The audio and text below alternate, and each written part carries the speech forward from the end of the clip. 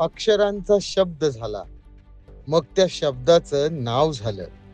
मी वाट चालू लागलो, सोबतीने अक्षरांचं गाव झालं.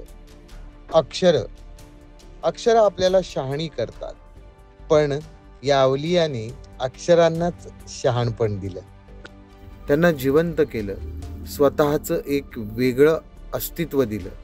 असा हा अक्षरांचा जादूगार, कॅलिग्राफीमधील उस्ताद, मजा आली पाहिजे मध्ये आज येत आहेत अच्युत पालव सर. नमस्कार.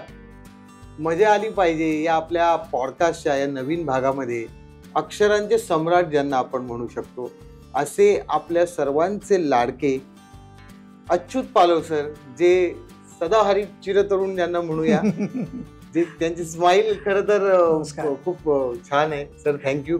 महाराष्ट्राला अच्युत पालव सर यांची नव्याने ओळख करून द्यायची गरज नाहीये, कारण इतकी वर्ष 45 ते 50 वर्ष तुम्ही आपण म्हणतो अक्षरांचा श्रम केला नावाचं एक काव्य आहे.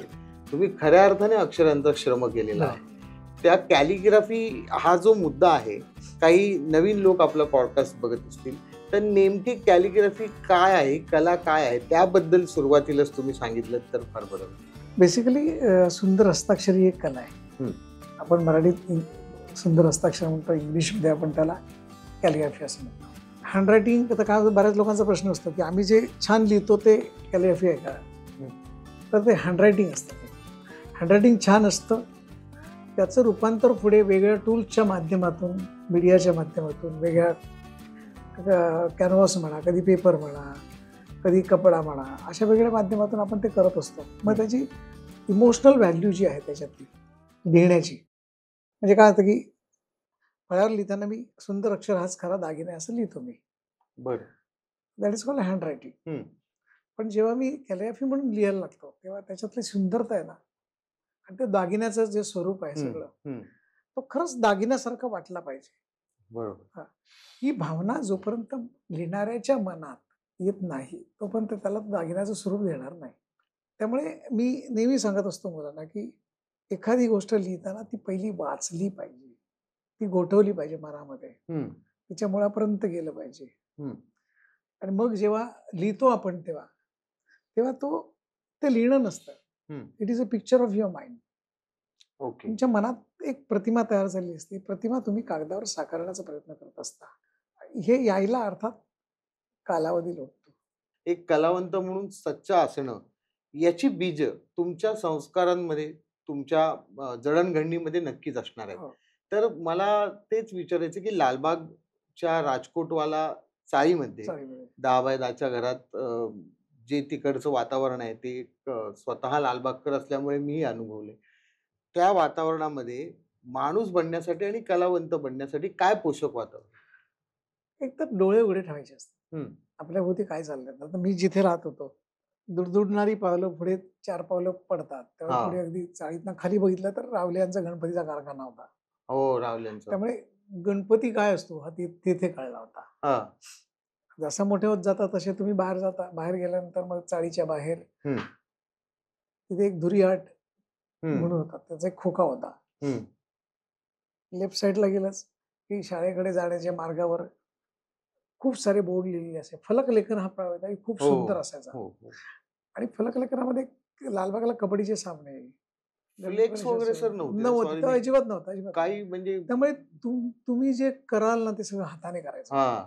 त्यामुळे बुद्धीला चालना देणं, आज केलेला बोर्ड उद्या दिसणार नाही. आज आपण काय करतो, कॉम्प्युटरला जातो, एक हे नाही झालं ते नाही झालं ते नाही झालं, अंडू करून आपण एवढे पांडू झालेलो अंडू पांडू झालेलो. तेव्हा ते नव्हतं ते. आणि ती इंटरनल कॉम्पिटिशन पण असायची की आज आमचा बोर्ड खूप छान झालाय, त्यांचा बोर्ड पण खूप छान झालाय, लोक ते लक्षात ठेवायचे. त्यामुळे हे सगळी गोष्ट होती. त्याच्या पुढे चिंचपोकळी बीचच्या इकडे गेलात की तिथे गणपतीचे कारखाने, म्हणजे पाटकर असो, पेडणेकर असो, ही सगळी माणसं, आणि या सगळ्यांचा बादशाह म्हणजे दीनानाथ वेलिंग, मूर्तिकार दीनानाथ वेलिंग. म्हणजे एकदा तुला गंमत सांगतो की गणेश गल्लीचा गणपती करत असताना एवढा मोठा गणपती करायचा कसा, हा पहिला प्रश्न असतो. माणसापेक्षा तिप्पट चौपट त्याचं प्रपोर्शन असतं. खूप उंच. आता ह्या सगळ्या प्रपोर्शनवर काम करताना माणूस नक्की काम कसा करतो ही सगळ्यात महत्वाची गोष्ट असते.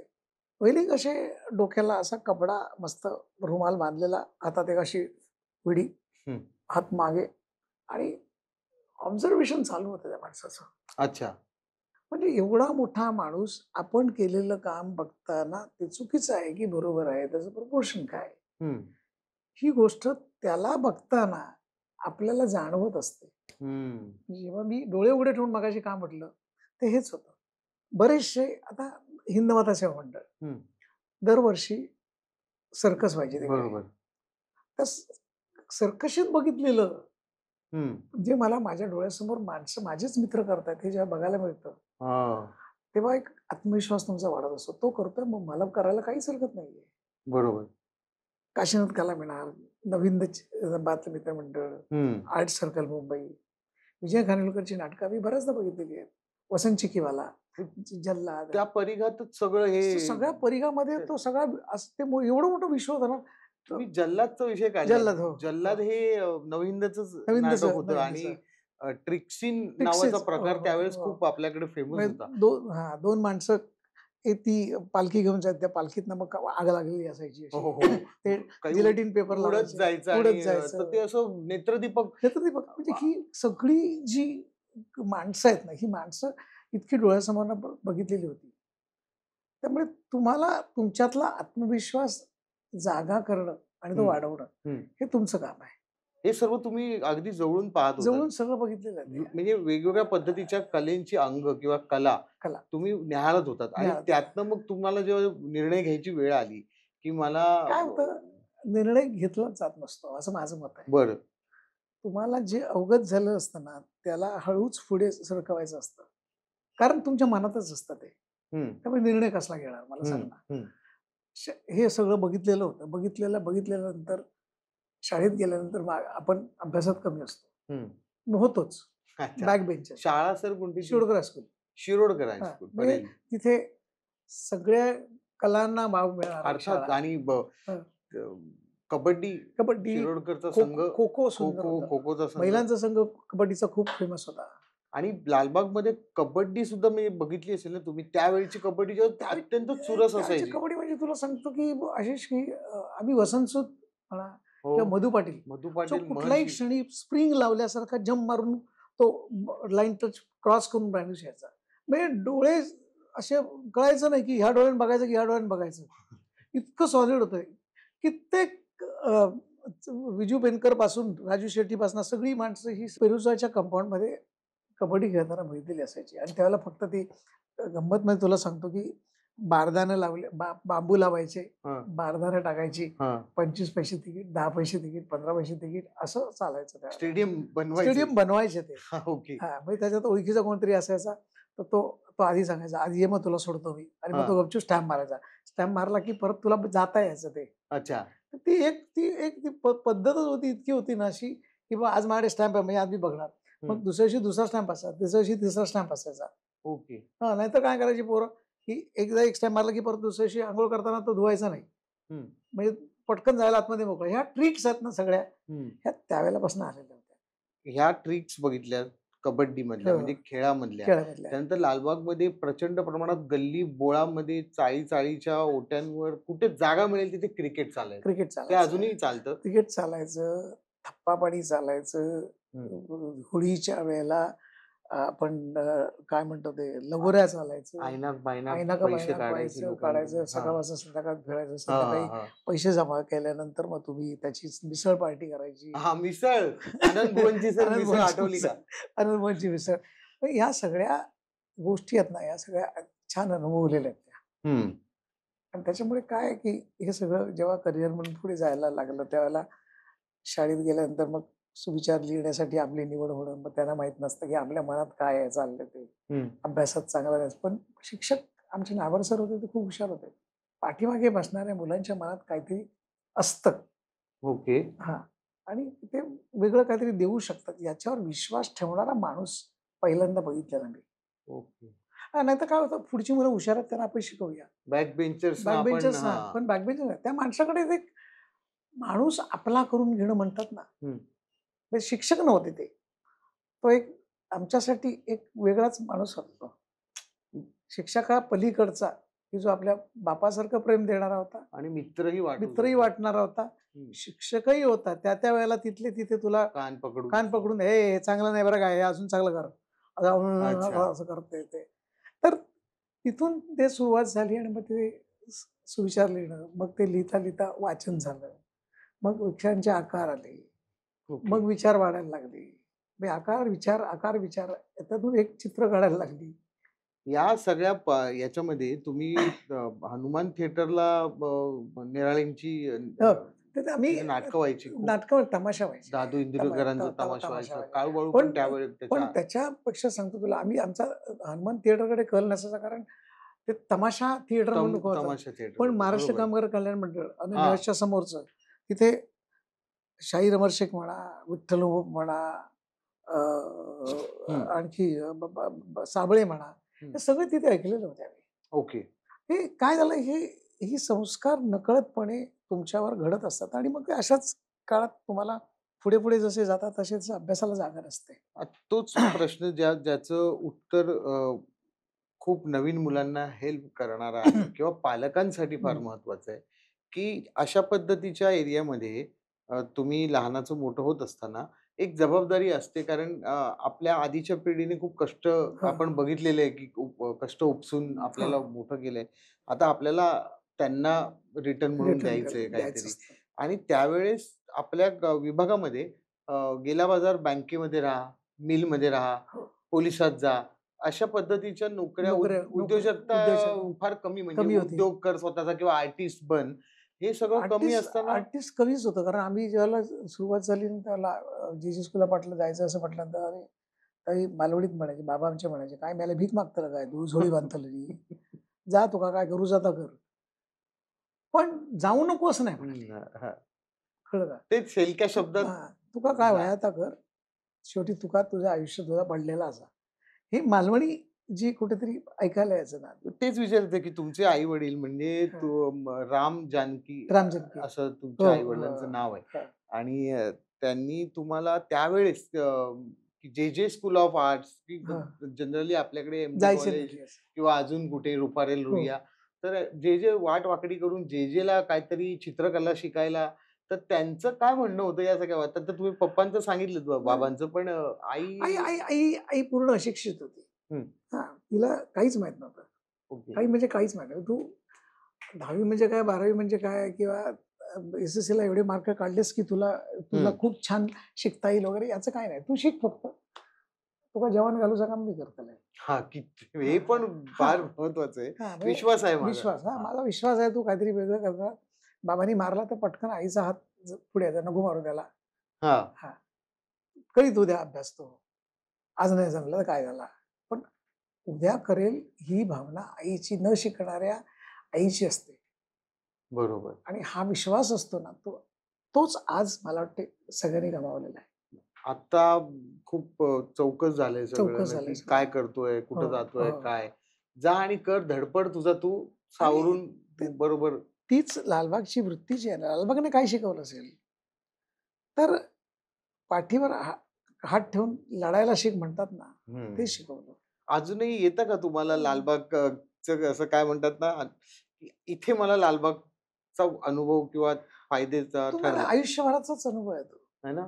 तुम्हाला मी जे मिळवलंय ना, ते माझ्याकडे, माझे आई वडील आर्टिस्ट नव्हते, घरी श्रीमंती नव्हती, आम्ही 3 भाऊ 4 महिने 10 मैदानामध्ये राहिलो होतो, त्यामुळे सोशिकता काय असते हे माहिती होतं.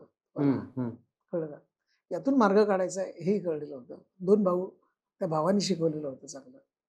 आणि त्यातून काय झालं होतं की हे सगळं होत असताना तुम्हाला आपला मार्ग निवडून त्याच्यातून बाहेर पडणं, कळलं का, हे फार महत्वाचं. त्यावेळेला पेपर टाकणं म्हणा किंवा काही छोटं मोठं काम करणं म्हणा, या सगळ्या गोष्टी होत्या. आता जेव्हा थोडं लेटरिंग यायला लागलं, तेव्हा मग बॅनर सुरू झाले, साईनबोर्ड सुरू झाले, छत्रीवर नाव घालणं करणं, नवीन बिल्डिंग झालं तर त्याच्यावर नंबरिंग टाकणं. मी अगदी तुला गंमत सांगतो तुला, की आमच्या चाळीत एकदा संडासचे दरवाजे बसवले, आणि आता त्याच्यावर नंबर टाकल्यानंतर मग पाणी भरपूर घालावे ओतावे हे पण लिहून ठेवलं होतं. अच्छा. हे पण लिहिलंय. टॉयलेट मॅनर्स मॅनर्स हो. म्हणजे आज मागे वळून ज्याला बघायला जातो ना तेव्हा हा सगळा प्रवास बघितला तर काय नाही केलंय ते सांगायचं. अक्षर हा एक केंद्रबिंदू होता त्याच्यातला. बरोबर. मग त्या अक्षराला घेऊन त्याचं नातं किंवा त्याची जडणघडण प्रत्येक माणसामध्ये असते. त्याला तो नाटकातला आहे की तो संगीतातला आहे की तो आणि कुठला आहे भाषणातला आहे, हे सगळं कारण अनुभवलेलं होतं. बरोबर. आम्ही कृष्णा देसाई बघितलेले होते, दत्ता सामंतही बघितलेले होते, गुलाबराव गणाचार्य हे बघितलेले होते, लिडरशिप कास्थिती बघितली. पुढच्या काळात बाळासाहेब ठाकरे बरोबर काही भेटण्याची योगायोग आले आणि मग पुढे ती रांगच असते की तुमचं काम जसं जसं अप्रिशिएशन व्हायला लागतं तसे तुम्ही आपोआप जोडले जाता. जे हा तुम्हाला असं वाटतं का तुमच्या आयुष्यातला खऱ्या अर्थाने आर्टिस्ट म्हणून घडण्याचा किंवा वेगळ्या पद्धतीने दृष्टिकोन कलेकडे देणारा मुद्दा होता? जेव्हा तुम्ही त्या कॉलेजला जायचं असतं ना, कारण त्यावेळेला तुमचा दृष्टिकोन बदलणार असतो, कारण तुम्ही उच्च शिक्षणाकरता जाता तिकडे. मग त्याचे बेसिक एलिमेंट्स काय आहेत कलेचे ते तुम्हाला शिकायला मिळतात, कारण शेवटी बेसिक शिकणं फार गरजेचं आहे. तुम्ही फाईन आर्ट केले? कमर्शियल केलं. त्यामुळे मग डिझाईन आलं, 2D आलं, 3D आलं, टायपोग्राफी आली, कॅलिग्राफी आली, ह्या सगळ्या गोष्टी हळूहळू त्याची तांत्रिक बाजू कळायला लागते. तशा त्या कळायला लागल्यानंतर मग तुमच्यातला बदल आहे ना, तो बदल आपोआप घडायला लागतो. दुसऱ्या वर्षाला असताना रघु जोशी म्हणजे आमचे गुरु, त्यांचं काम बघितलं, त्यांचं डेमॉन्स्ट्रेशन बघितलं छोटंसं, त्यांचं लेक्चर ऐकलं.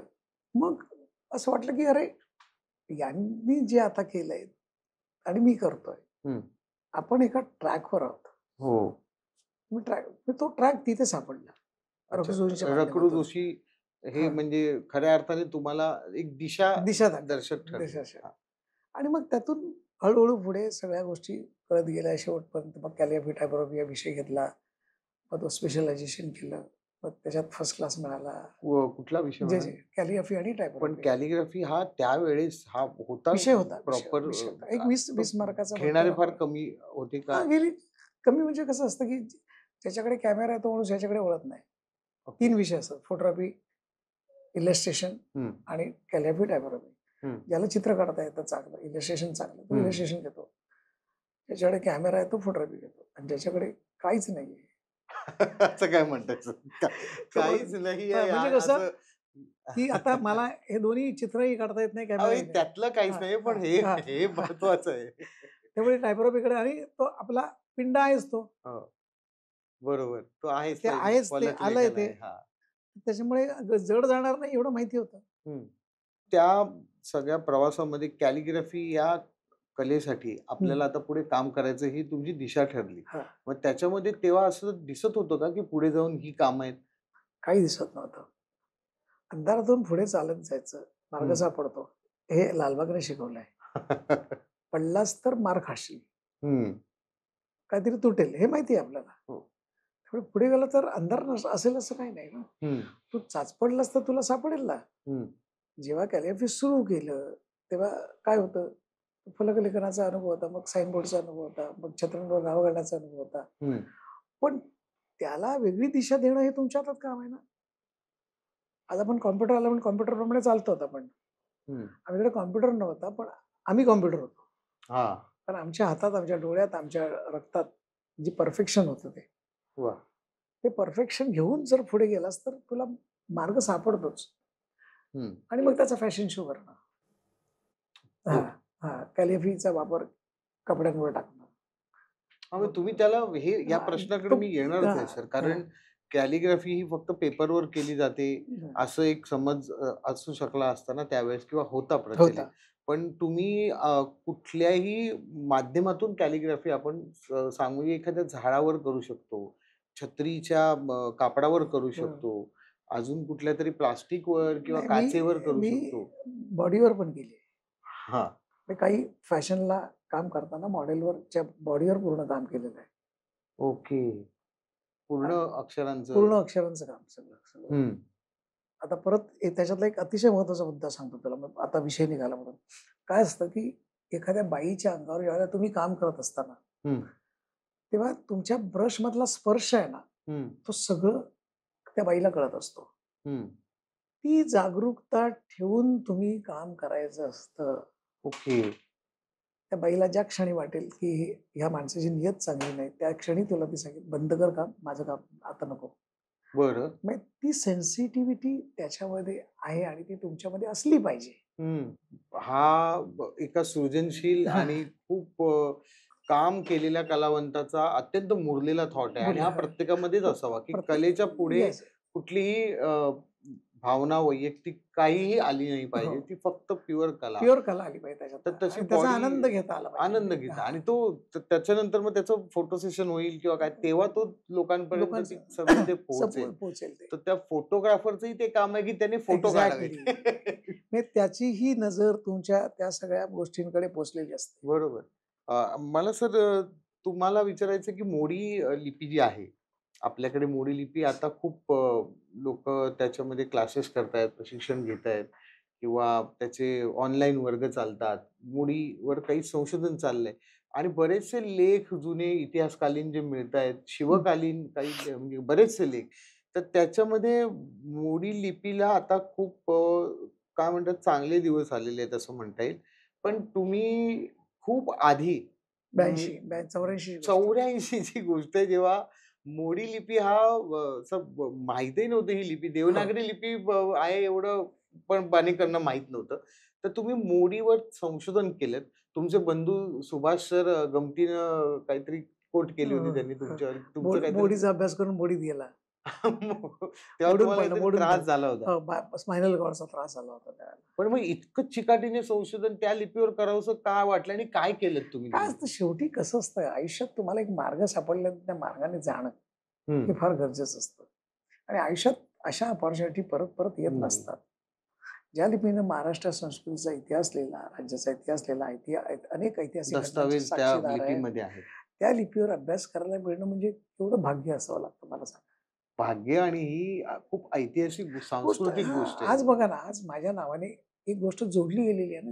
हो, 1500 ते 18व्या शतकातला जेव्हा इतिहास मांडला तेव्हा ती का लिहिली गेली, कशी लिहिली गेली, मग ती बंद का पडली, प्रॉब्लेम काय आले आहेत, एक लिपी ज्यावेळेला लिहिली जात नाही मग धचा मा का होतोय, ती पर्सनल स्क्रिप्ट होती का, अशा अनेक गोष्टी होत्या. मग त्याच्यासाठी इतिहासकारांची मदत घेणं, मग त्या इतिहासकारांना म्हणजे गहकरी इतिहासातला मोठा शब्द, गहकरी, हो.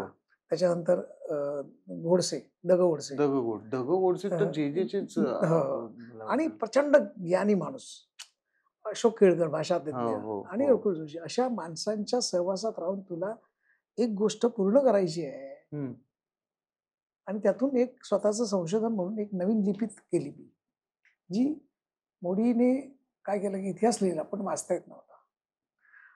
अशा वेळेला नवीन स्क्रिप्ट करून ती राज्याच्या 25व्या वर्षाच्या पुस्तकाकरता वापरली जावी.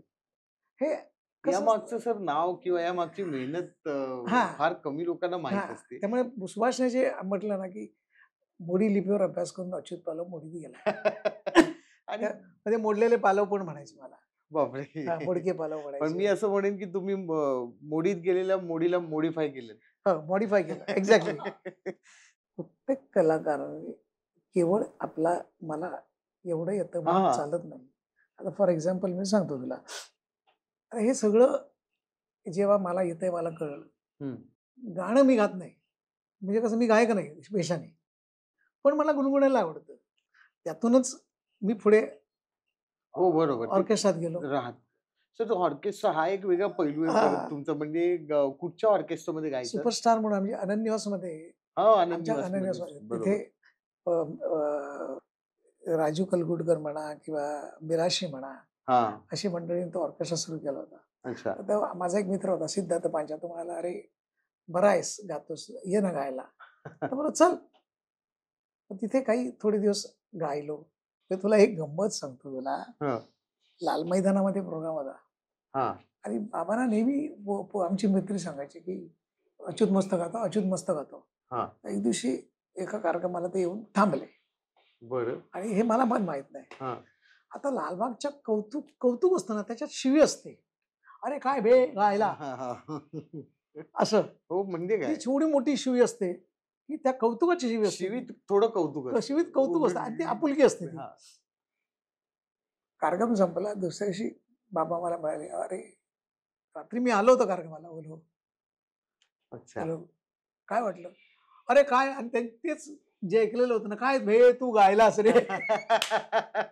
म्हणजे माझ्या त्यांना आवडलं पण ते सांगण्याचा प्रकार कौतुक छान आहे, पण ते असं कौतुक, शिवीवालं कौतुक. तर बोला भावा ही लालबाग आहे.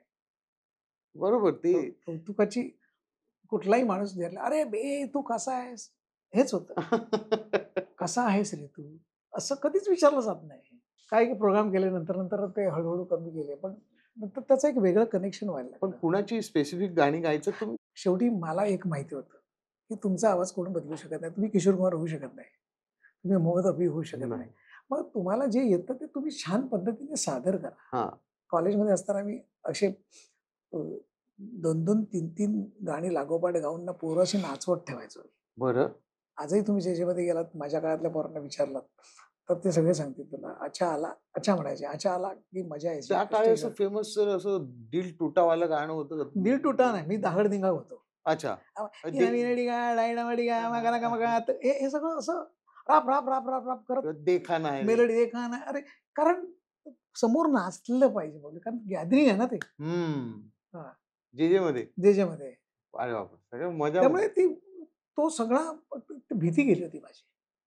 या सगळ्याचं कारण एक सगळ्यात स्टेज फिअर आणि स्टेज फिअर गेला होता. स्टेज फिअर गेला की कागदावरची भीती जाते. एखादं कॉम्पोजिशन ज्याला तुम्ही करायला लागता तेव्हा तुमच्यात फिअरनेस नसतो. हे चांगलं होईल की वाईट आहे, आय डोंट केअर. ओके, हे माझं आहे, हे मी अनुभवणार आहे आणि मला करायचं आहे ते. कदाचित तुम्हाला आवडत नसेल तो तुमचा प्रश्न आहे. म्हणजे सर आता बोलता बोलता मला हे प्रश्न सुचला की कलाकारांनी शक्यतो अंतर्मुख असावं, जगापासून लांब राहावं आणि असं म्हणतं. पण तुम्ही जे म्हणताय की बहिर्मुख, की सगळं एक्सप्लोर करून छान. तुझ्या भावना मला कळल्याशिवाय, आता मी तुकाराम केला, संत तुकाराम केले, संत रामदास केले, संत ज्ञानेश्वर केले. तर तुकारामाची कथा विजया राजाध्यक्षांनी मला 3.5 तास खर्च करून सांगितली. तेव्हा मला तुकाराम कळला आणि त्याच्यानंतर जे माझं कॉम्पोजिशन बदललं ते अफाट होतं. म्हणजे माझ्यातला अच्युत पालाव बाजूला राहिला आणि तुकाराम दिसायला लागला. पण हे तुम्ही त्यांच्याशी संवाद साधल्यानंतर त्यांचा जो मी गमत गुलजारांबरोबर एकदा काम करत होतो. गुलजारांचं पहिल्यांदा काम केलं तेव्हा गुलजाराने मला सांगितलं, हे अच्युत लिहायचं आहे तुला. मी लिहिलं काल गुलजारांचं काम, बेरा फार फटके बिटके मारले, फराटे वराटे असे ते, आणि मग पाठवून दिलं त्यांना. मग ते म्हणाले की मला एकदा परत तुला सांगावं लागणार आहे, मी तुला असं काय सांगतो ते ऐक. ऐकल्यानंतर माझ्या डोक्यात प्रकाश पडला. आपण ज्या माती घालली, आपण शब्दाला महत्व न देता अक्षराला फराट्याला महत्व दिलं. त्याच्यातला जो भाव होता तो भाव गेलेला होता. आणि मग त्यांनी तो सांगितलं का की तो कुठे काय? नाही, आपल्याला समजायचं असतं. ओके, तीच गंमत असते खरी. माणूस समजून घेणं. तुला चूक झाली हे तुला मी सांगितलं की तू आणखी चुका करणार, असं माझं मत आहे. बरोबर. मी माझ्या विद्यार्थ्यांना सांगताना मी शिव्या घालतो. काय कर आणखी, काय हवंय तुम्हाला, तू कर मग बघूया. त्यांना नाही आवडलेलं मला आवडायला लागतं आणि मग मी त्यांना सांगतो हे काय चांगलं आहे ते. म्हणजे आमच्याकडे शिरी शिरसाट म्हणून आहे, तो नेहमी सांगायचा, तुमचे सगळे पेपर घेऊन जा, तुम्हाला नाही आवडलेले असतील ना ते पहिले काढा, तुम्हाला आवडलेले दाखवत नका त्यांना तेच आवडणार. आणि ते तसंच होतं. कारण नकळतपणे तुमच्या खूप काही गोष्टी घडत असतात, त्याची कन्सिस्टन्सीमध्ये ट्रान्सफर करणं ही कला आहे. तसं गुलजारांसारखं सर विंदा करंदीकरांना जेव्हा ज्ञानपीठ मिळालं, मराठीत आलेलं, मला वाटतं हे तिसरं ज्ञानपीठ होतं का? खांडेकर, कुसुमाग्रज आणि विंदांना मिळालं. तर त्यावेळेस तुम्ही काही आम्ही ठाण्यातला आमचा एक ग्रुप होता, संजीव हजारे म्हणून होता, अक्षरगंध नावाचा. आम्ही म्हटलं आपण विंदांना एक वेगळी सलामी देऊया. काय करायचं, काय बोर्ड लावणार नाही, त्यांच्या कविता घ्यायच्या. त्यांच्या कविता घेऊन आमचा त्यावेळी क्लास चालायचा. मग लहान मुलापासून मोठ्या माणसापर्यंत विज्ञानचं समग्र लेखन आहे. बालकविता किती सुंदर सुंदर आहे त्या. हे सगळं केल्यानंतर प्रत्येकाला सांगितलं तुम्हाला जशी विंदा कळतील तशी लिहा. स्कल्पचर होते, प्रिंटर होता, स्क्रीन प्रिंटर होता, टायपोग्राफर होता, कॅलिओग्राफर होता, इलिस्ट्रेटर अच्छा, या होता. सगळ्या कला सगळ्यांना सांगितलं. माध्यमातून त्यांना हां, सगळ्यांना. डेडिकेट करणार काहीतरी. केल्यानंतर ठाण्यात एक्झिबिशन भरवलं. विजया राजाध्यक्षांना बोलवलं ओपनिंगला.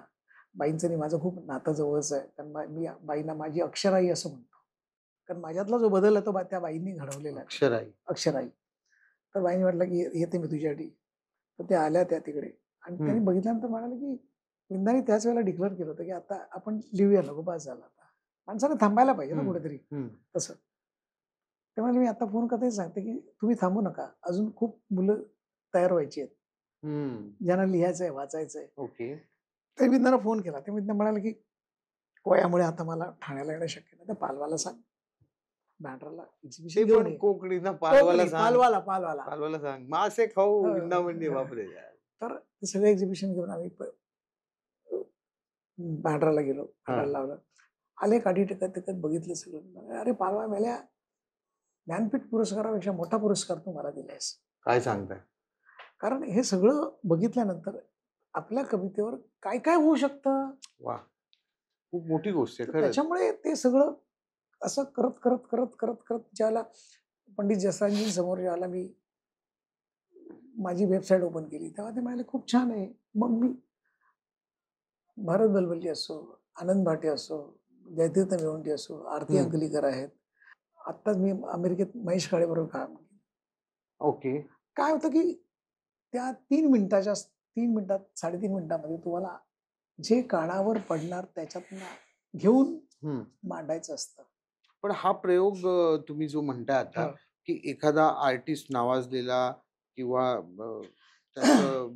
कला वेगळ्या माध्यमातली कला आहे, म्हणजे तो नृत्य करतोय, तो गायन करतोय आणि तुम्ही तिथं बाजूला तो गात असलेलं किंवा त्याचं नाचाचे आविर्भाव तुम्ही अक्षरातनं तिथं त्या चितारताय. तर हा प्रयोगच खूप वेगळा आहे आणि तेवढ्याच वेळात ना ऍक्च्युअल टायमिंग. त्याच वेळात. तर हे काय नाव दिलं होतं का या प्रयोगाला तुम्ही? आम्ही जेव्हा विवा शिवडकरांच्या वेळेला कुसुमांजली असं नाव दिलं होतं. अच्छा. विवा शिवडकरांची कविता कोणीतरी वाचताय आणि तुम्ही? कोणतरी प्रमोद पवार वाचत होता, तन्वी पालावर डान्स करत होती, मी त्याच्यावर कॅलिफी करत होतो. ओके. काय होतं, कानाने ऐकणं, डोळ्याने बघणं, स्वरांचा आणि शब्दांचा आणि त्या ऍक्शनचा असा समग्र एक गोष्ट तुम्हाला तुमच्यापर्यंत ज्याला पोहोचते ना, तेव्हा तुम्हाला एक वेगळा आनंद मिळतो. आणि माझं तेच होतं की तुम्ही जाताना गुणगुणणारं गाणं घेऊन जा, पण एखादा असा स्ट्रोक घेऊन जा असा.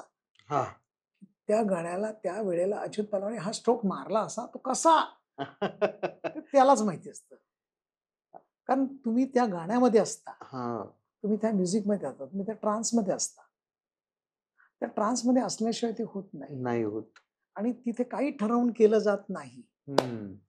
तुमचं पाऊस हे जे काही लेटरिंग आहे किंवा ती जी काही कलाकृती आहे त्याबद्दल जरा सांगा. कारण पावसाची सगळी रूपं त्या कोसळण्यात दिसत आहेत.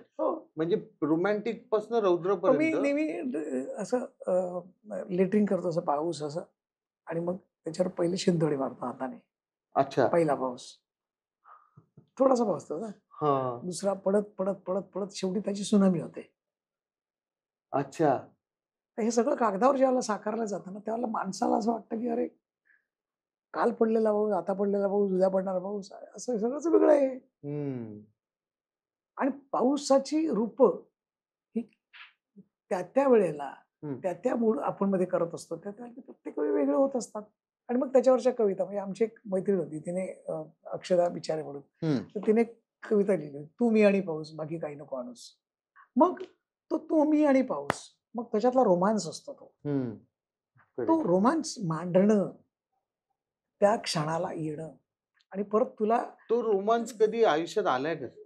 म्हणजे एखाद्या कलावंताला तो रोमांस आयुष्यात आल्याशिवाय मांडता येतो का कल्पनेतून फक्त? नाही, काय असतं आता आपण मांडतच असतो. कारण आता आम्ही कसं, आता मी, माझी बायको, आम्ही सगळे आटिचुलेचा पाऊस प्रचंड मोठ्या प्रमाणात अनुभवत असतो. मी तेच म्हणतोय की तुम्ही कारण पाऊस आला की आम्ही खूप वारे यायला लागतात. तुमच्या पत्नी काय करतात? म्हणजे basically she is a designer.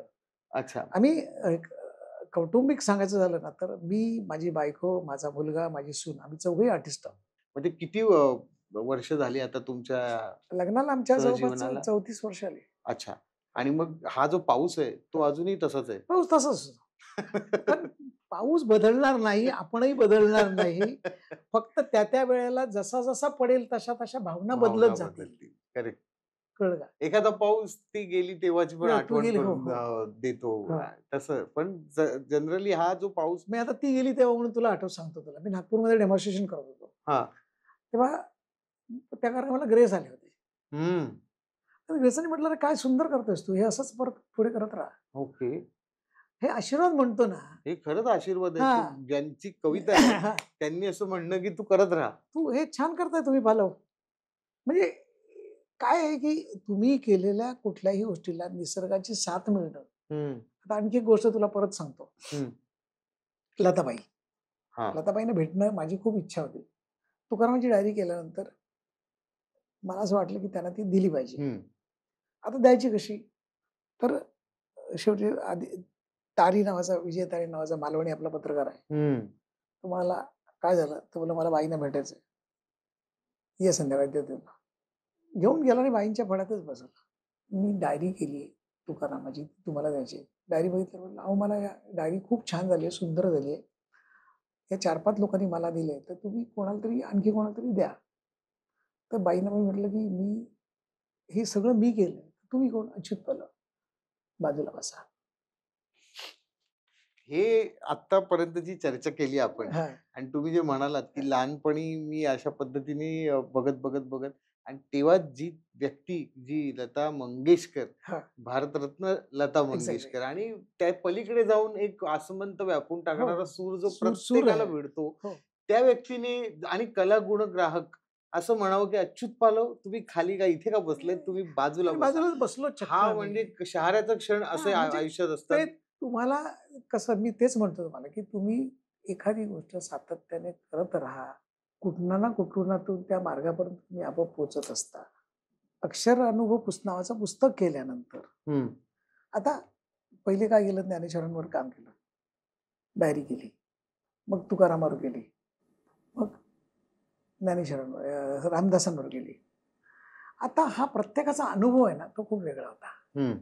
ज्ञानेश्वरांचा म्हणजे विश्वव्यापी अनुभव होता तो. अर्थात ना. तुकारामाची ती गाथा स्वतंत्र, की माझं सगळं वाहून गेलेलं आहे. पण तरी पण देव मिळाला तर देवाला विचारेन मी. हं. तुझा काही निरोप असेल तर मला सांग, मी त्याला सांगतो. ही भावना तुकारामाची होती. सुख पाहता जवळ पडे, दुःख पर्वता एवढे. माणसाने दुःखाचा पर्वत करायची नाही. गरजच नाहीये. एवढं सुख असेल ना तरी ते आयुष्याला पुरतं ते. पुरतं. आणि पाणी कसं असावं, मित्र कसा असावा, शाही कशी असावी, कागद कसा असावा, असे म्हणणारे रामदास. आता ही काव्यसंपदा एकत्र केला तर मला जो अनुभव आलेला होता तो त्या पुस्तकात मांडला होता, त्या अक्षरानुभव. बरोबर. अक्षर आणि अनुभव. अनुभव. हे सगळं पुस्तकात मांडल्यानंतर त्या पुस्तकाला माझा मित्र अशोक परब, तो माझा मेवणा आहे आता तो. हं. तर त्याने ते डिझाईन केलं. खूप सुंदर डिझाईन केलं होतं ते. तर मांडलं, त्याला पुस्तकाला नॅशनल अवॉर्ड मिळालं. बरं. Best book of the year मिळालं. हां. आता माझी इच्छा होती की हे पुस्तक आपण दिल्लीला जातोच आहोत, तर मग पंतप्रधानांना द्यावं. अच्छा. अटल बिहारी वाजपेयी पंतप्रधान होते. कवी मनाचा माणूस. कवी मनाचा माणूस. ओळख नाही. परत एक खासदार म्हणाला की मी देतो त्यांच्याकडे, तू नाही असला तरी. जर तुझं नशीब असेल तर भेटतील तुला. हो. गेलो, महाराष्ट्र सदनात राहिलो. अजून तरी काय निरोप आलेला नाही कोणाचा, तर मग आपण आता फिरायला जाऊया. काहीतरी राहिलं म्हणून रूममध्ये आलो परत. तितक्यात बेल वाजली. बेल वाजली तर कौन बात कर रहे हैं? तो बोला मैं अच्युत पल्लव. पागल हो आप? बोले क्या हो गया? हम पंतप्रधान कार्यालय से बोल रहे हैं, आपको अटल बिहारी वाजपेयी ने बुलाया है. पुस्तक बघून त्यांनी तुम्हाला बोलून घेतलं. सगळे आता जे कॅलिफर्स आहेत, मला त्यांना काही हिणवायचं नाही का, पण आजचं काम आजपुरतं नसतं ते. आज केलेलं काम हे पुढची 10 वर्ष 15 वर्ष राहिलं पाहिजे. ही भावना जेव्हा तुमच्या मनात होते ना, मनात पहिलं डॉक्युमेंटेशन करा त्याचं. मग त्याचं डॉक्युमेंटेशन लोकांच्या मनात मिळते. बरोबर. तुम्ही कुठल्यातरी मुलाखतीत असं म्हणालात, की कॅलिग्राफर हा एक उत्तम लेखक सुद्धा असू शकतो त्याच्या आत. तर मला म्हणायचं की कॅलिग्राफर म्हणजे सुलेखनकार हा अक्षरांशी डील करत असतो. डील करत असतो. लेखक अक्षरांचा शब्द बनल्यावर त्याच्याशी डील करतो. हो. कारण नुसत्या अक्षराशी क, ख लेखकाला त्यातनं काही निर्माण नाही करता येत. कॅलिग्राफरला दोन्ही मधनं निर्माण करता दोन्ही कारण मधनं त्याला करायचं. अक्षरांचाच मुळात डील करत असतात ते लोक. तर त्या याच्यामध्ये एक सुलेखनकार ते लेखक, हं, अक्षर ते शब्द. हं.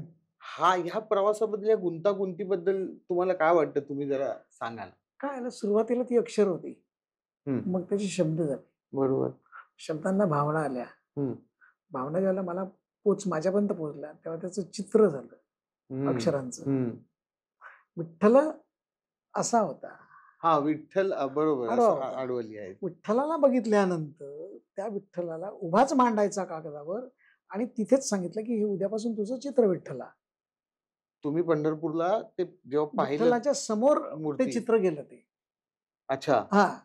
आणि त्यातला जो विठ्ठल असं लिहिलं ते उभं आहे. कारण तो मला दिसलायस तसाच मी तुला मांडणार. आता हा मुद्दा पण कित्येकांनी फॉलो केलेला आहे. हो. आता त्यानंतर तुम्ही हे सुरुवात केल्यानंतर कितीतरी आर्टवर्क विठ्ठल उभं विठ्ठल आहे. लिहिणारे त्याच्यामध्ये विठ्ठल. विठ्ठलाचं असं उभं लिहितात. Yes, yes. पण याची रुजवात तुम्ही सुरुवात ही विठ्ठलाच्या केली. मंदिरातच झाली आहे आणि विठ्ठलाच्या साक्षीनं झाली आहे. बऱ्याच लोकांना म्हटलं ना हे माहीतच नसतं, हां. की शासन दरबारी असलेल्या कित्येक गोष्टींमध्ये तुमचा सहभाग आहे. लेटरिंग मोठमोठ्या स्थळांचे असतील किंवा अगदी मोठमोठ्या कव्हर्स ज्या येस. पुस्तकांचे बनतात त्यांचे लेटरिंग्स तुमचे आहेत आणि प्रचंड काम आहे. तर याच्यात आता सुलेखनकार ते लेखक असा जो मुद्दा होता, तर तुम्ही सुरुवातीच्या काळामध्ये कुठल्यातरी हॉटेलसाठी केलेली एक कॅम्पेन बोलण्याच्या ओघात तुम्ही म्हणाला होता ती हां, आता तुला सांगतो. 2 गोष्टी केल्या. एक तर दादरला अ, शिवाजी मंदिर समोर बीजे टेक्स्टोरियम नावाचं राजू म्हणून नावाचा आमचा मित्र होता. हां. त्याचं काम त्यावेळी वसंत सोपारकर करायचे. वसंत सोपारकर म्हणजे त्यावेळी असा एक बाप माणूस कॉपी रायटिंग संपादक. मधला हो. संपादक. हं, काहीतरी कारणामुळे ते नाही झालं. हं, त्यांची लाईनच आली नाही. त्यामुळे मला आठवण करायचं होतं ते होत नव्हतं. हं. ते म्हणाले, "आता तूच कर ना काहीतरी." म्हटलं, "संधी आहे." अमिताभ म्हणतोय दादरला खरेदीला यायचं. बरं. सोडून दिलेलं आहे. वाह! वाह! BSTचा नवा थांबा, शिवाजी मंदिर समोर थांबा. बरं. असं असं ती सुरुवात झाली आणि मग लक्षात आलं, की हे चालतंय. कॉपी रायटिंग कॉपी केली रायटिंग तुम्ही. लिमिटेड म्हणजे ती मला माहीत नव्हती ती कॉपी रायटिंग आहे ती. पण त्यावेळेला ती चालून गेली. तसं करता काय आलं, श्रीकांत सरमळ करून आमचा पांढराला मित्र होता. हो. म्हणजे त्यावेळी आमदार वगैरे होता तो. बरोबर. तर त्याने मला सांगितलं, की मी सागर नावाचं हॉटेल काढतोय. तर मला जरा जाहिराती करून देशील का? हं. तर म्हटलं, "मी करतो." तर काहीतरी झणझणीत लिही रे मस्त. आता ब्रीफ कशी आहे ती बघ. काहीतरी झणझणीत लिही. आणि मी पहिली जाहिरात टाकली. एक अख्खी मालवणी कोंबडी. त्याच्या समोर एवढी गर्दी झाली, त्याने शेवटी मला फोन केला आणि मला सांगितलं, "आता तुझी तंगडी तोडून मालवणी कोंबडी करणार आहे. एवढी गर्दी आहे, मी कुठनं देऊ आता?" मालवणी म्हणलं, "तूच कोंबडी. मला सांग." "मालवणी कोंबडी काय?" कुठली प्रकार? ती मालवणी बोलते का? मालवणी हां, मग परत म्हणाला, थोड्या दिवसांनी म्हणाला, "जरा चांगलं कर काहीतरी, तसं काहीतरी करू नकोस." बोल करतो. 3 अरब सागरात बुडाले, अशी लाईन त्याच्यावरची. सागर हॉटेलचं नाव. हॉटेलचं नाव. हां, हां, हां. 3 अरब सागरात बुडाले आणि खाली लिहिलं, सांताक्रूझ एअरपोर्टवरून निघालेले अरब खूप भुकेलेले असल्याकडे हॉटेल शोधत शोधत बँड्रापर्यंत पोहोचले. त्यांना कोणीतरी सांगितलं सागर हॉटेल आहे ते. ते आले आणि सागरच्या चवीने एवढं खाऊन गडाबडा लोळायला लागले. 3 अरब सागरात बुडाले. बुडाले. अरे वाह! म्हणजे हे अख्ख्या कॉपी रायटिंग सकट तुम्ही हे सगळं, सगळं सगळं, सगळं, सगळं. मग कल्पना पण तुमचीच आहे मुळात. सगळं माझं. कारण शेवटी कसं, की तुम्ही स्वतःला मी परत तेच सांगतो, की तुम्ही स्वतःला जोपर्यंत एक्सप्लोर करत नाही ना, हं. प्रत्येक माणूस लेखक असतो, प्रत्येक माणूस गायक असतो, प्रत्येक माणूस डान्सर असतो. तो दुसऱ्यांना घाबरत असतो, की हा मला काय काय म्हणेल? म्हणेल हे फार महत्वाचं तुम्ही म्हटलेलं आहे. माझ्या मते आय डोंट केअर. हं. मी गायला उभा राहिलो, मला गायलो, आवडतं. माझा आवाज किशोर कुमार नाही, पण मी तुला नाचवू शकतो एवढी माझी ताकद आहे. मी नाचवलं लोकांना. हं. मी संगीतकारांबरोबर काम करायला लागलो. वंदे मातरम जे मा तुझे सलाम ए आर रहमानचं कव्हर आहे. हं. ते भारत बालवासाठी केलं. हं. ते मा तुझे सलाम लिहिताना का लिहिलंय? असं लोकांनी विचारल्यानंतर ते गाणं ऐकल्यानंतर मा तुझे सलाम. तो जोर, you have to give the salute to your country, ते त्या शब्दात ना आलं पाहिजे. आपण वंदे मातरम असं नाही म्हणत, वंदे, ते जे तो आहे ना तो यायला पाहिजे. किंवा सिग्नेचर विस्की, पिणाऱ्याला वाटलं पाहिजे की हा माझा ब्रँड आहे, इतका सुंदर आहे तो. तर मी न पिता लिहिले. अर्थात कलावंताची. तर हे सगळं तुम्हाला कसं की हे डॉक्टर सारखंच आहे, हे कवी सारखंच आहे, हे संगीतकारासारखं आहे. कारण एक कविता जेव्हा कॅलिग्राफी करतो तेव्हा त्याचं संगीत होत असतं. कॅलिग्राफी हे गाणं आहे, हे सुद्धा तुमचं म्हणणं आहे. हे गाणं आहे, ते गाणं समोरच्या माणसाला कधी पटतं की त्या गाण्यात तो वाचायला लागतो तेव्हा त्याला त्याचं गाणं होतं. तुमच्यातला गुण बाहेर पडतो ना त्यावेळेला कळतं की तुम्ही लिहिता.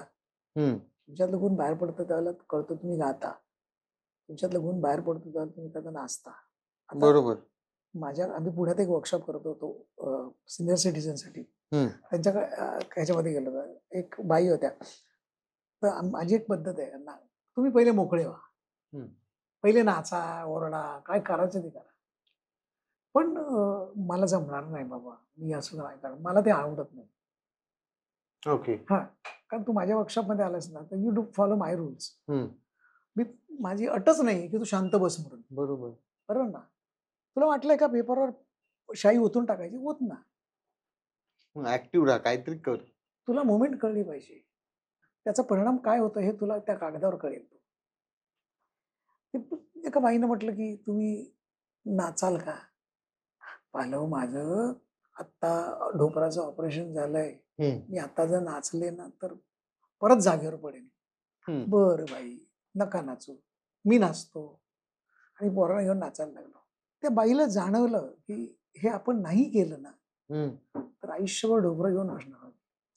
ती बाई नाचायला लागली माझ्याबरोबर. शेवटी सगळी पोरं बाहेर, तिने बाई आणि मी नाचत होते. आणि ती म्हणाली, अहो मला कळलंच नाही काय झालं. हा जो आनंद आहे ना, कधी कधी या सगळ्याचा वापर मी थेरपी म्हणून करत असतो. ओके. प्रत्येक बाईला वेळ असतो, पण तिला मला हे जमणार की नाही या एका शंकेने ती ग्रासलेली आहे. गेले तर मग पालवांची फी द्यावी लागेल, मला वेळ द्यावा लागेल. पण तुला काहीतरी मिळवायचं असेल तर काहीतरी द्यावं लागतं. ही भावना जोपर्यंत तुमच्या मनात येत नाही ना. आणि तिसरी गोष्ट काय होतं की आज काय झालं की मुलाने हेच केलं पाहिजे, मुलाने तेच केलं पाहिजे, मला तसंच केलं पाहिजे, असं झालेलं आहे. तू गायला पाहिजे, तू नाचला पाहिजे, मग तू 4 वाजता नाही करूया. याच्यापेक्षा मुलाच्या गरजा किती आहेत. तू क्रिकेटला जा, तेंडुलकर किंवा कोहली हो, आणि असं होतं. नाही ना, तुझ्या आनंदासाठी खेळ ना. माझ्या मुलाने एक दिवशी मला सांगितलं, 7वी 8वीला असताना. मी म्हटलं, काय रे, काय पुढे काय होणार तू? मला आर्किटेक्ट व्हायचंय. बरं. 6 महिन्यात विचारलं, आता जाऊया ना, ते पुढचं करूया तसं ना. नाही, मला ह्याला हॉटेल मॅनेजमेंटला जायचंय. बरं. नंतर मला म्हणाला की मर्चंट नेव्हीला जायचंय मला. बरं. मी बायकोला म्हटलं की हे सगळं बदलत राहणार आहे, लक्षात ठेव. फायनली काय करतो? 10वी झाल्यानंतर मला म्हणाला की मला असं वाटतं मी तुझ्यावर येतो. बरं, म्हणजे नाही, तुमच्या लाईनला येतो बाबा, मम्माच्या आणि तुझी लाईन एकच आहे, मम्मी पण येतो. उद्यापासून काम करायला लागायचं. नेक्स्ट डे क्लास सुरू झाला त्याचा. आणि 12वीचा अभ्यास जेवढा करशील तेवढाच चित्रांचा अभ्यास करायचा. चित्र हा एक अभ्यास आहे. चित्र म्हणजे चित्र नाही, टाइमपास नाही. त्या चित्राला भावना आहे, त्या चित्राला आकार आहे, त्या चित्राला प्रपोर्शन आहे. हे तुला समजायला 2 वर्ष, 3 वर्ष, 4 वर्ष, 5 वर्ष लागतील. मग तो माझ्याबरोबर यायला लागला, माझ्याबरोबर समजून घ्यायला लागला. बाबा कसा बोलतोय, बाबा काय करतो, बाबाच्या टाळ्या कुठे पडतात, लोकांना बाबा कधी आवडतो, हे माझ्या मुलाला बित्तंभूत माहिती आहे. तुम्ही आता सर मुलांचा विषय काढला, तुमच्या मुलाबद्दल तुम्ही सांगितलं की त्याला तुम्ही कसं दिशा दिली की बाबा तू पहिलं शिक, व्यवस्थित वेळ आधी त्या बेस पक्का करण्याला दे. तसं आपल्याकडे म्हटलं जातं की खूप शिक्षणाचा बेस, आणि मग त्याचं आता इतकं मुलांना टॉर्चर केलं जातंय. तर तुम्ही 10वीच्या परीक्षेला नापास.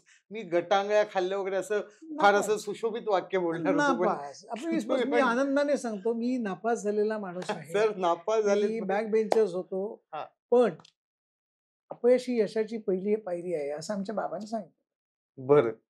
बाबा रे, आता नापास झालास तुला कळलं असेल. कुठचा विषय सर? गणित. मी म्हणजे बोलायला नको, म्हणजे अंक आणि अक्षर यांचं काही गणित जुळत नाही का? ते काय व्हायचं, ते डिस्लेक्सी असतो तसा प्रकार असतो. आकडे दिसले की त्याच्यात काहीतरी अक्षर शोधायची, हे नकळतपणे झालेलं होतं. बरोबर. तर तशा पद्धतीचं ते काहीतरी झालं असेल का? सर तुम्हाला as being an international artist Russia, Germany सगळीकडे गौरवण्यात आलेलं आहे. हे सगळं म्हणजे फार छान असतं. हे सगळं वैश्विक पातळीवर आपल्या कामाची दखल घेणं आणि ती कला पोहोचणं. पण माती म्हणतो ना आपण, आपल्या घरी स्वागत होणं. तर तो जो पद्मश्री हा पुरस्कार तुम्हाला जाहीर झाला भारत सरकारतर्फे, पहिल्यांदा कोण आठवलं सर?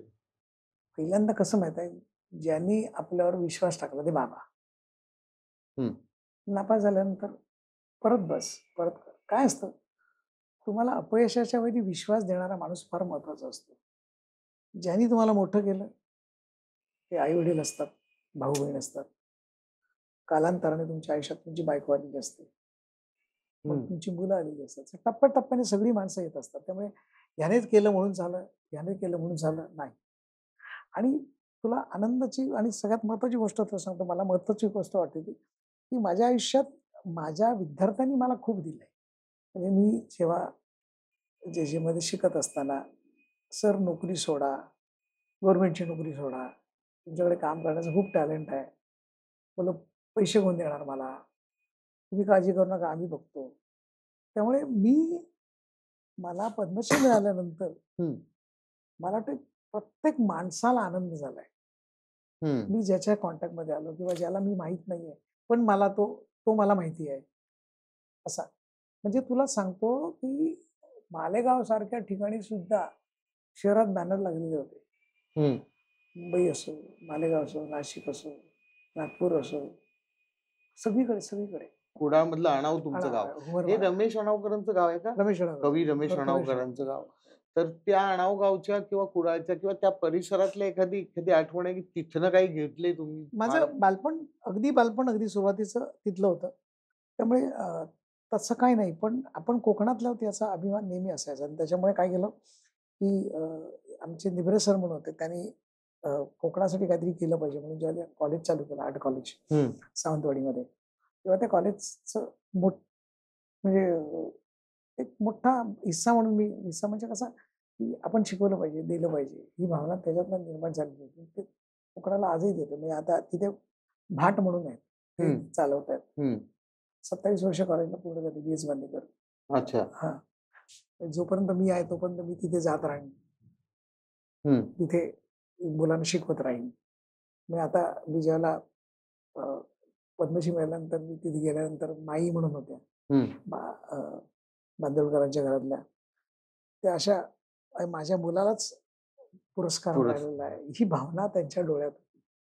आणि सगळे घरातले एकत्र सगळ्यांनी मला फेलिसिटेट केलं. नाही किंवा कॉलेजमध्ये ज्यावेळेला मी गेलो त्यावेळेला लेझिम लावलं होतं माझ्यासाठी खास, आणि मग सगळी मुलं लेझिम करत होती. मग माझ्या परत लालबाग जागा झाला, ते लेझिम घेतलं आणि मी त्या लेझिम मध्ये लेझिम लागलो. हे कुठेतरी म्हणजे आपण एवढा मोठा मुद्दा किंवा एवढी मोठी गोष्ट मिळवली आहे म्हणून आपण आता तसंच राहिलं पाहिजे, हे अजून ते नाही होणार. आधी खूप तंत्रज्ञान ऍप वगैरे होते, आता त्यात AI ची भर पडली. तर त्याचा कॅलिग्राफीशी काही कॉम्पिटिटिव्ह संबंध आहे का? शेवटी काय आहे, कॅलिग्राफीचा संबंध हा तुमच्या मनाशी आहे, तुमच्या हाताशी आहे, कागदाशी आहे, शाईशी आहे.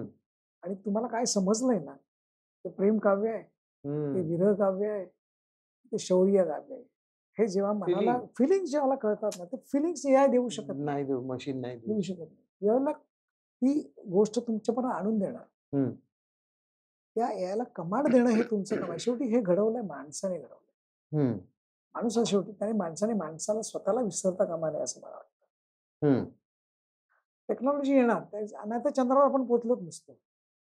पण हे आता आलंय, मग आता काय करायचं? मला आता मधल्या काळात असं वाटलं होतं, की लोकांनी मला म्हटलं, "अरे आता कॉम्प्युटर आलाय, एआय आलंय, हे आलं, तुझ्या गॅलरीचं काय होणार?" काही होणार नाही. मला जेव्हा वाचायचं तेव्हा मी वाचणार, मला व्यक्त व्हायचं तेव्हा मी व्यक्त होणार.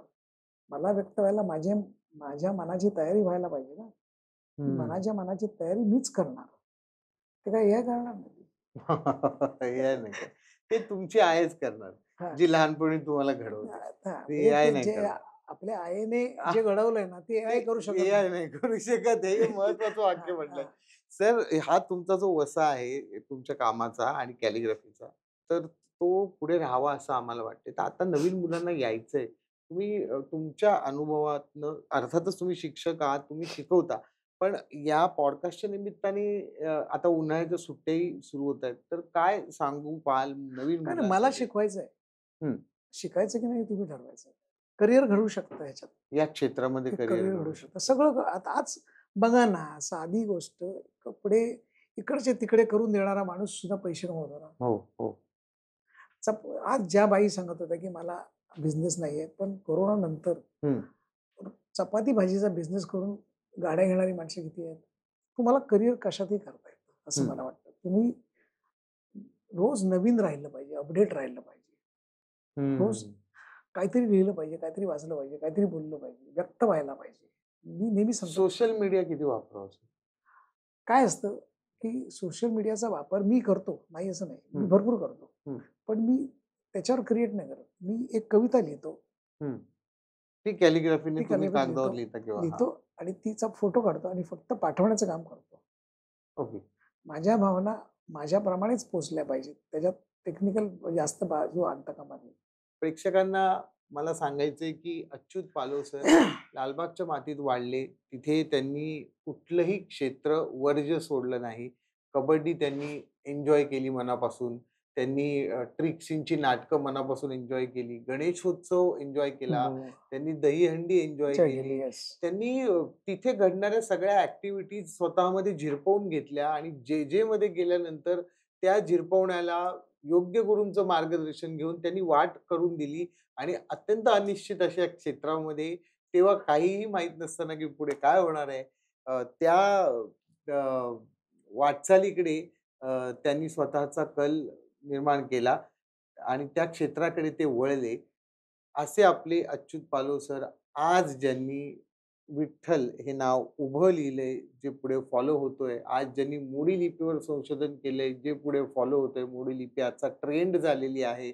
अत्यंत महत्वाच्या कागदपत्रांवर गुलजार सर म्हणा किंवा विंदा करंदीकर म्हणा, त्यांच्या कवितांना त्यांनी सुलेखनातनं एक चांगली सजावट उपलब्ध करून दिलेली आहे. स्वतः कौतुक ऐकलेलं आहे त्यांच्याकडून, लता दीदींकडनं कौतुक ऐकलेलं आहे. ही तर काही नावं आहेत. अशा अनेक व्यक्ती त्यांच्या आयुष्यात पाठीवर कौतुकाची थाप आणि डोक्यावर आशीर्वादाचा हात घेऊन आलेले आहेत. त्यामुळे त्यांचं जगणं समृद्ध झालेलं आहे आणि त्यांच्याबरोबर वेळ घालवल्यामुळे अर्थात आपल्या सगळ्यांचं जगणं समृद्ध झालेलं आहे. अशी माणसं सतत आम्हाला भेटत राहोत या पॉडकास्टसाठी. सर, तुम्ही वेळ दिलात. महत्वाचं म्हणजे खूप महत्वाची गोष्ट आहे. खूप बरं वाटलं. तुम्ही इथे आलात आणि शेवटी कसं असतं, माणूस आपलं कार्य करत असतो, काम करत असतो. तुमच्यासारखी माणसं जेव्हा येतात तेव्हा आम्हाला नेहमी वाटतं की हे सगळं आपलं काम लोकांपर्यंत पोहोचलं पाहिजे. या निमित्ताने तुम्ही आलात आणि मला बोलतं केलं. मला परत एकदा लालबागमध्ये घेऊन गेलात. मला त्याच्यामुळे मला खूप बरं वाटलं. कारण मी जिथून वाढलो आहे, जिथून मोठा झालो आहे, त्या प्रत्येक दिवसाची, त्या प्रत्येक जागेची आठवण करून देणं हे फार महत्वाचं असतं. आणि मला कसं वाटतं माहितीये का सर, मी माझ्या वडिलांचं बोट पकडून लालबाग फिरलो होतो. आज तुमच्या हातात हात घालून लालबाग फिरलो. मला हे दोन्ही अनुभव मी लक्षात ठेवेन आयुष्यभर. आणि आमच्या या संविता क्रिएशन तर्फे मजा आली पाहिजे या पॉडकास्ट अंतर्गत तुमचं हे जे काय हृदय संवाद आपण इथे केला, त्या बदल्यात आम्ही एक छोटंसं थोडंसं बघा, म्हणजे डिझायनिंग आणि यातलं अर्थातच तुम्हाला जास्त माहिती कसं वाटतं. कसं असतं की डायरी आणि त्याच्यातली ही प्रत्येक मान सगळं रिकामी आहे. त्यामुळे मला परत आयुष्य सुरू करायचं. वा वा वा. त्यामुळे करत काहीतरी लिहायचंय, परत काही नवीन कॅलिग्राफी होईल. कारण अशा काय होतं की नवीन नवीन गोष्टी तुम्हाला मिळत असतात आणि त्यातून परत नवीन करण्याची जी भावना असते ती तुम्हाला प्रेरित करत असते असं मला वाटतं. त्यामुळे छान सुंदर डायरी आहे. आणि एक विनंती आहे. हो, येस येस. आम्हाला अर्थातच आम्ही अच्युत पालव सरांना भेटलो आणि त्यांनी आमच्यासाठी थोडं काही लिहिलं नाही तर रिकाम्या हाती गेलं. नाही, नक्की नक्की मला आवडेल ना. येस, तुमची सही इथं करा.